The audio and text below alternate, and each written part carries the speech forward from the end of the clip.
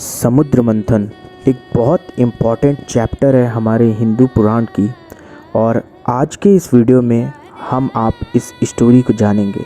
तो मेरा नाम है राहुल और मैं आपको इस समय की सैर पर ले चलता हूँ।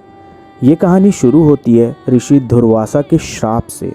और ऋषि दुर्वासा भगवान शिव के एक अंश अवतार थे और अपने गुस्से के लिए बहुत फेमस थे। तो एक बार दुर्वासा मुनि पृथ्वी पर घूम रहे थे और उन्होंने देखा कि एक स्कॉलर लेडी बहुत सुंदर और सुगंधित फूलों की माला पकड़े हुए थी। और उस माला की खुशबू से वो बहुत खुश हुए और उस औरत से वो माला मांग लिया। और उस औरत ने भी बहुत आदर से वो माला ऋषि दुर्वासा को दे दिया। ऋषि दुर्वासा ने उस माला से खुश होकर, उसकी खुशबू से प्रभावित होकर उस माला को अपने सर पर डाल लिया। और उसी समय देवराज इंद्र अपने पूरे सेना के साथ अपने हाथी ऐरावत पर बैठकर आ रहे थे। और उन्हें देखकर ऋषि दुर्वासा ने वो माला अपने सर से उतारकर उनकी तरफ फेंक दिया। इंद्रदेव भी उस माला को पकड़कर अपने हाथी ऐरावत के सर पर रख देते हैं। और उस खुशबू भरी माला से खुश होकर ऐरावत ने भी उसे अपने सूंड से पकड़ लिया और सूंघना चाहा और फिर सूंघकर उसे धरती पर फेंक दिया। फिर हुआ वही जिसके लिए दुर्वासा जाने जाते थे।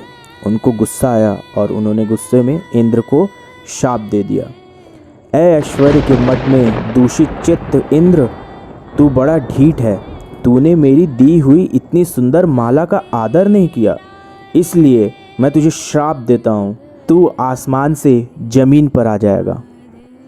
और ये श्राप सुनते ही इंद्र तुरंत ऐरावत से उतरकर ऋषि दुर्वासा के चरणों पे पड़ गए। पर ऋषि दुर्वासा ने उन्हें माफ़ नहीं किया और चले गए। इंद्र के तख्त के श्रीहीन होते और वैभव के जाते ही दैत्यों ने इंद्र पर हमला कर दिया और उन्हें वहाँ से हटा दिया। और ये सब चीज़ से चिंतित होकर इंद्र और सारे देव ब्रह्मा जी के पास में गए। और ब्रह्मा जी ने उनसे कहा, हे देवगण, तुम लोग भगवान विष्णु की शरण में जाओ, वे अवश्य तुम्हारा मंगल करेंगे।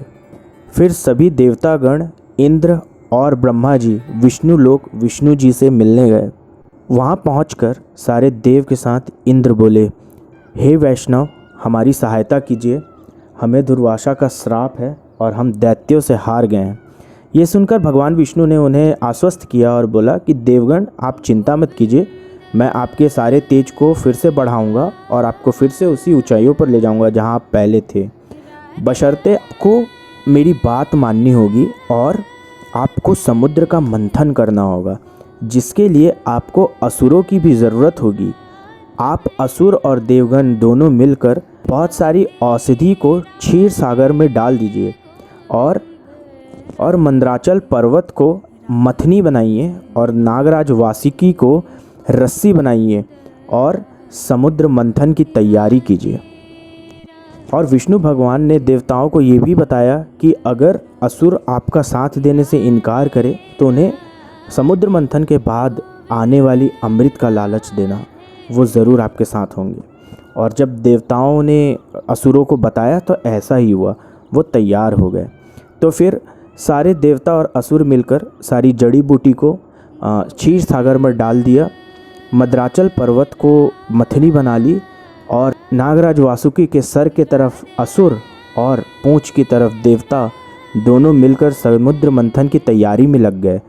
लेकिन सबको ये डर था कि पहाड़ सागर के अंदर डूब जाएगा, इसलिए फिर विष्णु ने अपना दूसरा अवतार कूर्म अवतार के रूप में आए और अपने पीठ पर मंथन को रखकर एक बेस दिया, जिसके ऊपर उन्होंने मथनी का काम चालू किया। तो इस तरह से समुद्र मंथन का एक प्लेटफॉर्म सेट हुआ। और आज के वीडियो में बस इतना ही।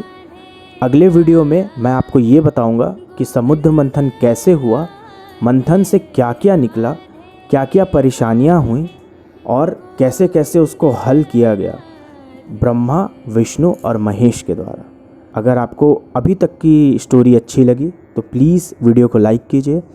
ऐसे ही स्टोरीज़ के लिए और हमारे हिंदू पुराण की कहानियों के लिए चैनल को सब्सक्राइब कीजिए और फिर मिलते हैं समुद्र मंथन के अगले पार्ट में।